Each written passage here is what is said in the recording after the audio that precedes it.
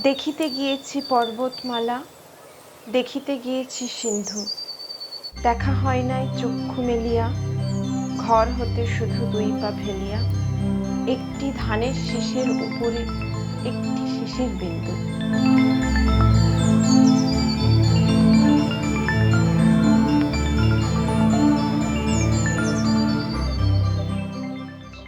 আমরা এখন আছি ঝিকরাতে, ঝিকরা শারদরেখা ফাউন্ডেশনে। এই মন্দিরে, এই মন্দিরের প্রতিষ্ঠাতা হচ্ছেন শ্রী শারদ শশী গোস্বামী। আমাদের সঙ্গে শ্রী শারদ শশী গোস্বামীর ছোট মেয়ে শ্রীমতী কৃষ্ণপ্রিয়া চক্রবর্তী আছে। আমরা ওর কাছে এই মন্দিরের ইতিহাস সম্বন্ধে একটু জানব। এই মন্দির কতদিনের? এই মন্দির তো নতুন হয়েছে। না, শুরুটা কিভাবে? আর শুরুটা হচ্ছে আমাদের ছোটবেলায় বাবু শুরু করেছিল। এই যে বিগ্রহ, এই যে এত সুন্দর বিগ্রহ তো এখন দেখা যায় না।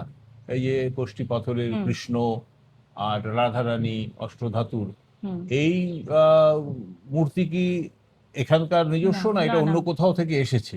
এটা আমি বাবু মায়ের মুখে শুনেছি, আমরাও তখন ছোট। বর্ধমান শারদ শারদ শশী গোস্বামী, হ্যাঁ, ওর বাবা। হ্যাঁ আমার বাবা, তার কাছেই শোনা যে বর্ধমান রাজবাড়ির ঠাকুর। তারপরে নবদ্বীপের একজন মাস্টারমশাই প্রাইমারি স্কুলের, ওনার নাম হচ্ছে নিতাই মুখুজ্জে। তিনি স্বপ্নাদেশ পান যে ওই রাজার বাড়ি থেকে, বর্ধমান রাজবাড়ি থেকে ঠাকুর নিয়ে আসার জন্য তার কাছে।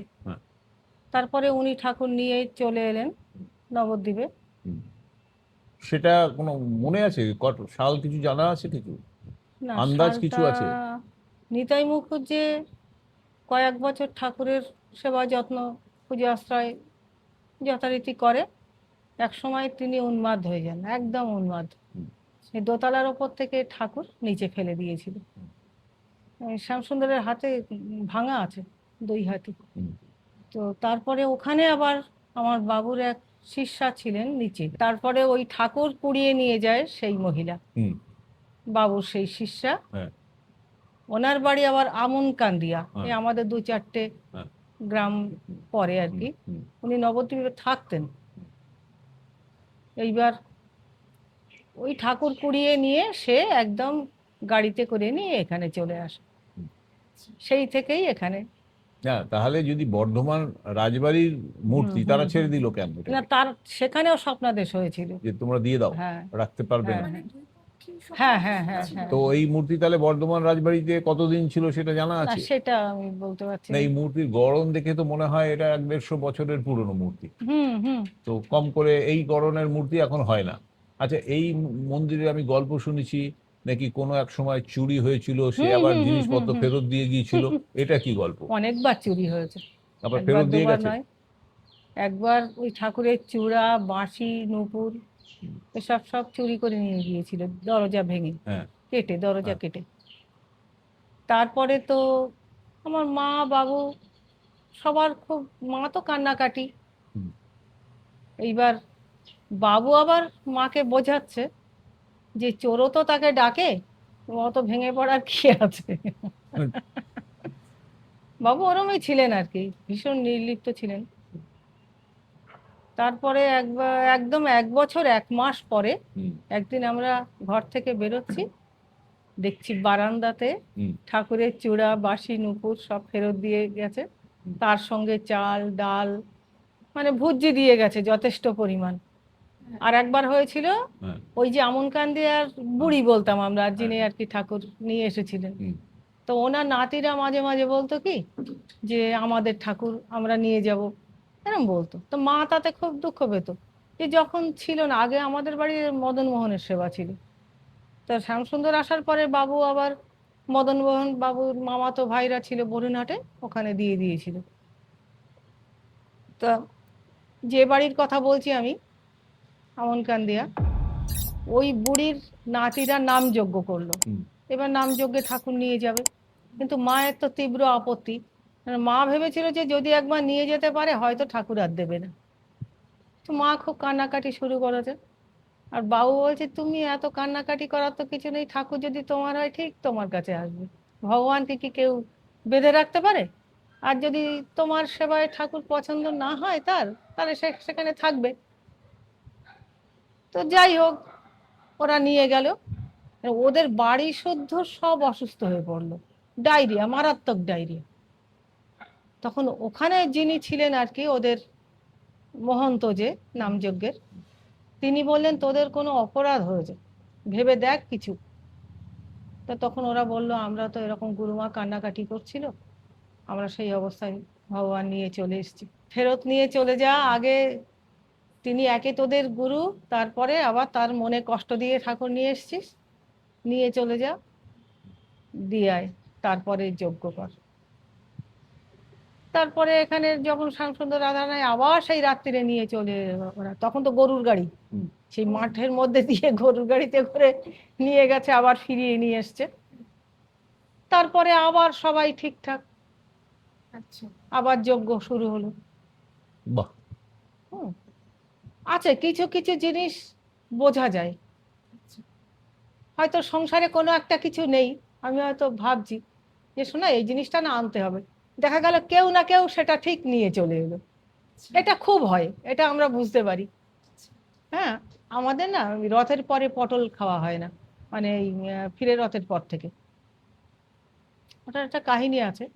যাই হোক, তো ফিরে রথের পরের দিন পরে দ্বাদশী থাকে, ওই দ্বাদশীতে আমরা পটলের ঝাল, পটল ভাজা, পটলের নানান রকম আইটেম ঠাকুরকে করে দিই, ভোগ দিই।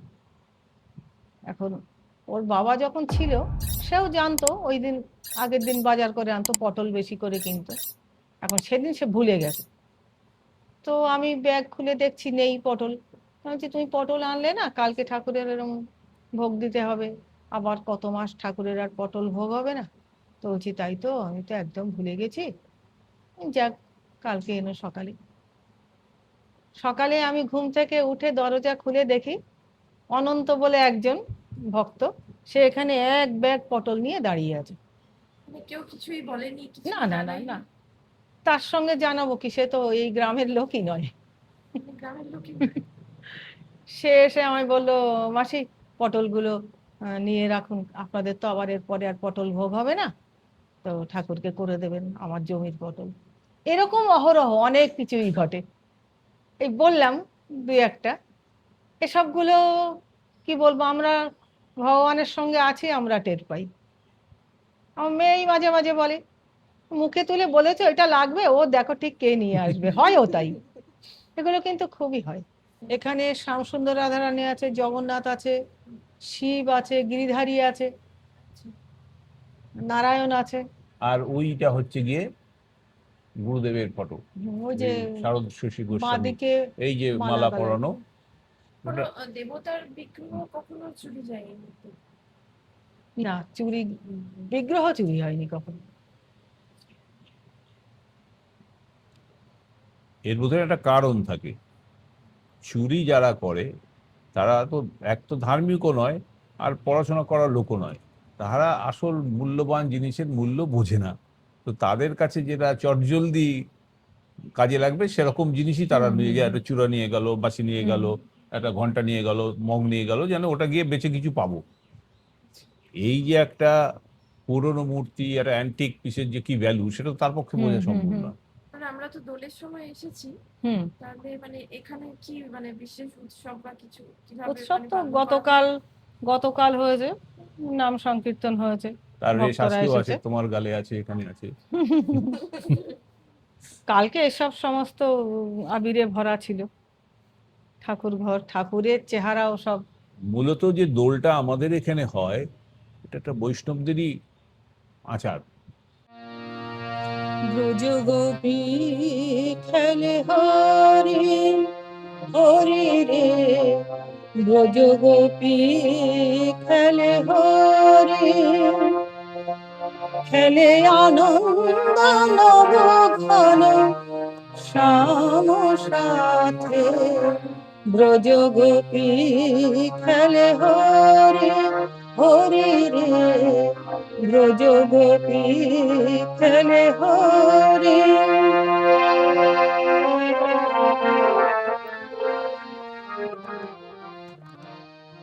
আপনাদের মতামত আমাদের জন্য মূল্যবান, তাই দয়া করে লাইক ও সাবস্ক্রাইব করবেন প্লিজ।